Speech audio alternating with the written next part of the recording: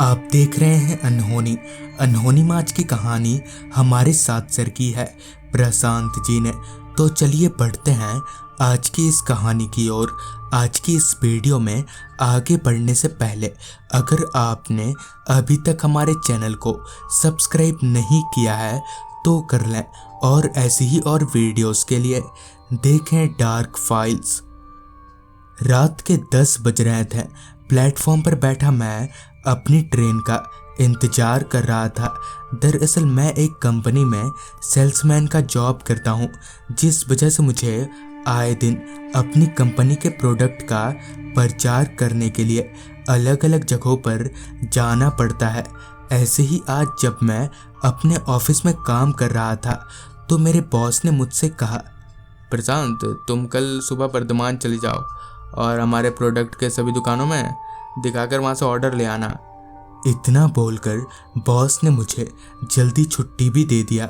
मगर इस बार मुझे बॉस पर गुस्सा नहीं आ रहा था, क्योंकि मेरा एक दोस्त जो कि वर्तमान में ही रहता है कई दिनों से मुझे अपने घर बुला रहा था, मगर छुट्टी ना होने के कारण मैं उसे टाल दे रहा था। लिहाजन मैंने सोचा कि क्यों ना आज की रात की आखिरी ट्रेन पकड़कर मैं अपने दोस्त के घर चला जाऊं और रात वहीं बिताने के बाद सुबह अपने काम पर लग जाऊंगा। यही ठीक समझकर मैंने अपने दोस्त को फ़ोन किया और उसे पूरी बात बताई। मेरे आने की खबर सुनकर वो काफ़ी खुश हुआ। साथ ही उसने बताया कि लास्ट ट्रेन 10 बजे की है, जिसे पकड़कर मैं 11:30 बजे वर्धमान स्टेशन उतर जाऊंगा और मेरा दोस्त मुझे लेने आ जाएगा। इसलिए अभी मैं प्लेटफॉर्म पर बैठकर वर्धमान जाने वाली उस आखिरी ट्रेन का इंतजार कर रहा हूँ। थोड़ी देर इंतजार करने के बाद ट्रेन प्लेटफॉर्म पर आकर लगी। ट्रेन के आते ही मैं एक सीट पर बैठ गया। ट्रेन भी स्टेशन से खुल गई। आखिरी ट्रेन होने के कारण ट्रेन में सिर्फ इक्का दुक्का लोग ही दिखाई पड़ रहे थे। ट्रेन अपनी पूरी रफ्तार से आगे बढ़े जा रही थी। अब तक ट्रेन कई सारी स्टेशनों को पार कर चुकी थी। अब बस मेरा भी स्टेशन आने ही वाला था कि तभी ट्रेन एक स्टेशन पर रुकी और रुकी ही रह गई। अब ट्रेन को वहां रुके हुए बहुत वक्त हो चला था, मगर ट्रेन खुलने का नाम ही नहीं ले रही थी।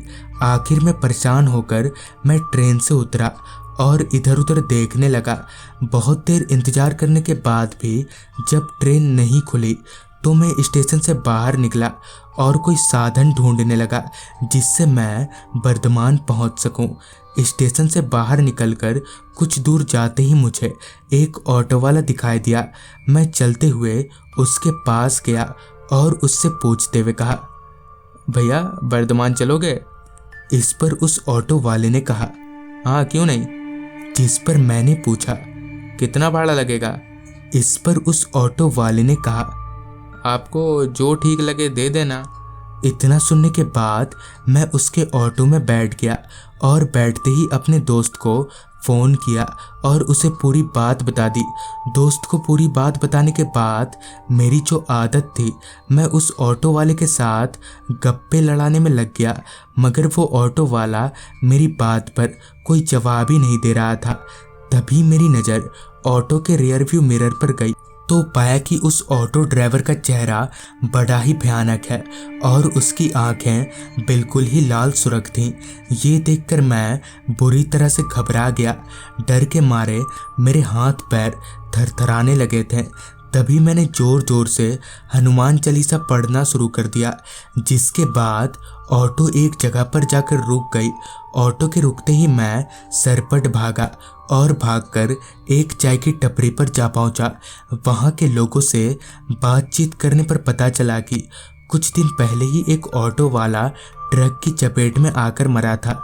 तब से उसकी आत्मा उसी रोड पर भटकती है।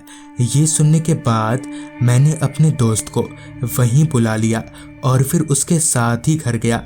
तो दोस्तों, ये थी प्रशांत जी की भेजी गई कहानी।